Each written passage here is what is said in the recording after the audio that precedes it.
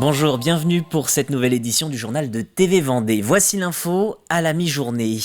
Ce 31 janvier est marqué par une nouvelle journée de mobilisation en Vendée contre la réforme des retraites. 4 rendez-vous au programme, celui de La Roche-sur-Yon ce matin à 10h. D'ailleurs, d'après les premiers chiffres collectés à midi par diverses sources, de 10 à 15 000 personnes se sont retrouvées pour ce cortège. Un second rendez-vous est prévu à 16h à Fontenay-le-Comte et un troisième à Challans vers 17h. Enfin, une marche au flambeau est prévue au Sables d'Olonne. Rendez-vous à 18h30 et je vous propose d'écouter les premières réactions dans le cortège lyonnais. On considère que la réforme n'est pas justifiée, qu'on milite pour un meilleur partage de la valeur afin de financer les dépenses publiques.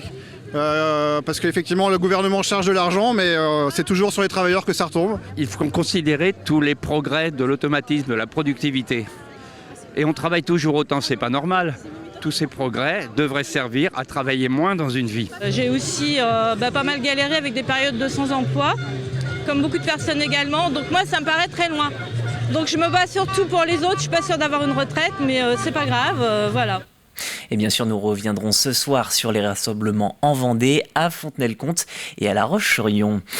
L'actualité, c'est aussi ces collectivités qui s'adaptent face à la hausse des coûts de l'énergie. Pour éviter une facture trop salée, plusieurs communautés de communes encadrent la consommation énergétique de leurs structures sportives. D'autres font même le choix de changer de matériel pour des installations moins énergivores. Illustration dans le pays de Saint-Fulgent-les-Essarts qui maintient le fonctionnement de ces complexes sportifs grâce à quelques aménagements. Alexandre Lenaour. Depuis son ouverture en 2017, le complexe aquatique de Saint-Fulgent dispose d'une chaudière bois. Celle-ci représente près de 85% des dépenses en énergie. Principal avantage, garder la même température qu'un chauffage au gaz ou à l'électricité, mais à un coût nettement réduit. Ainsi, contrairement à de nombreuses piscines vendéennes, Aquabulle n'a pas diminué la température des bassins. Il faut bien distinguer déjà l'énergie thermique et l'énergie électrique. Et en fait, nous, comme on chauffe au bois, donc c'est l'énergie thermique, et on a fait le calcul, si on diminuait la température d'1 degré des bassins et de l'air, on faisait une économie sur le thermique de 3 000 €. Il faut savoir que si on baisse la température, on avait estimé à l'époque qu'on perdrait 20% de notre clientèle. Rennes, par exemple, qui eux ont fait le choix de baisser, ils ont perdu 17% de la fréquentation. Au sous-sol du complexe, les 6 pompes de filtration tournent en continu, mais le débit a été réduit aux heures de fermeture. Là aussi, une décision actée en amont en février 2021, à l'époque du Covid. À partir de 21h, quand le public est parti, jusqu'à 7h le lendemain matin, on descend le débit de filtration. Ça représente 10 heures, du coup on économise 70 kW sur chaque pompe. Et sur l'année, ça nous représente 25 000 kW. Ça représente en ordre financier à peu près 10 ou 15 000 € d'électricité, quoi. À l'instar de nombreuses structures, le passage de l'halogène à la LED a là aussi été choisi. À la piscine des Essarts, plusieurs rénovations anticipées ont permis de gagner en efficacité énergétique, 10% d'économie de chauffage par la mise en place d'une bâche sur les bassins ou encore par la réduction de la hauteur sous plafond.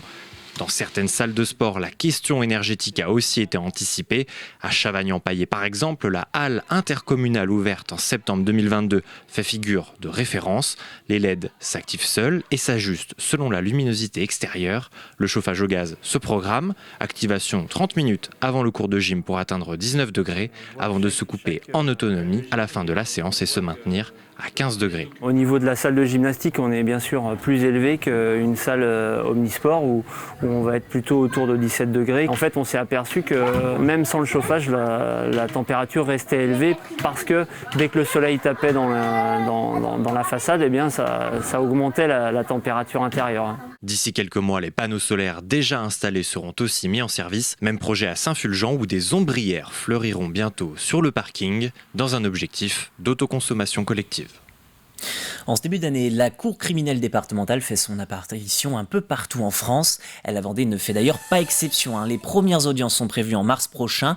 Ces cours départementales prennent le relais des cours d'assises uniquement pour certains crimes, ceux punis de 15 à 20 ans de prison. La particularité, il n'y a pas de jury populaire, il est remplacé par 5 magistrats. Une décision décriée par bon nombre de professionnels, à commencer par l'actuelle vice-bâtonnière de l'Ordre des avocats de La Roche-sur-Yon. Je ne sais pas si, globalement, ça aura un intérêt technique pour la juridiction. Et ça a surtout un inconvénient, c'est que la cour d'assises, c'était la dernière juridiction où les jurés d'assises, donc des citoyens lambda, tirés au sort sur les listes électorales, pouvaient assister et participer à l'œuvre de justice. C'était un exercice démocratique, un exercice de citoyenneté. Là, c'est encore une réduction, en réalité, du champ démocratique, du champ d'intervention du citoyen dans sa justice. En sport, les meilleurs archers avaient rendez-vous aux championnats départementaux de La Roche-sur-Yon. Au total, ils étaient 133 hommes et femmes répartis dans plusieurs catégories. Un chiffre a priori important pour l'association. Il faut dire que la discipline attire de plus en plus de licenciés. Retour sur cette journée de championnat et l'essor de ce sport avec Diane Delangle.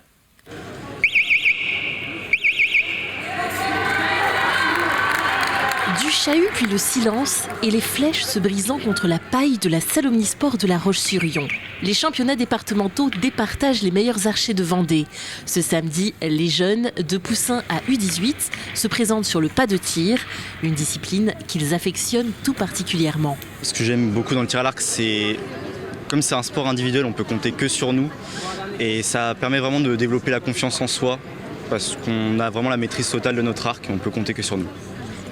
Moi j'aime bien le ressenti qu'on a. C'est un sport individuel, donc comme Pierre vient de le dire. Et même en termes de sensations, c'est un sport peu commun. La compétition, ça rajoute quelque chose, ça va rajouter un peu de niaque, un peu plus de motivation, tout ça. Sentir le cœur qui palpite, gérer le stress, la pression. Donc c'est un autre challenge, c'est un challenge différent. Pour ceux hissés jusqu'en finale, les archers se sont affrontés toute la matinée. Cette fois, place au duel, dans une compétition où l'auto-arbitrage et le respect règnent en maître. Chaque archer va avoir 2 minutes pour tirer ses 3 flèches. Et à la fin de ces 2 minutes, on va faire un cumul de chaque volet de chaque archer. Celui qui fait le cumul le plus fort va marquer 2 points de 7. S'il y a égalité, chaque archer va marquer 1 point. Et le perdant aura 0 point.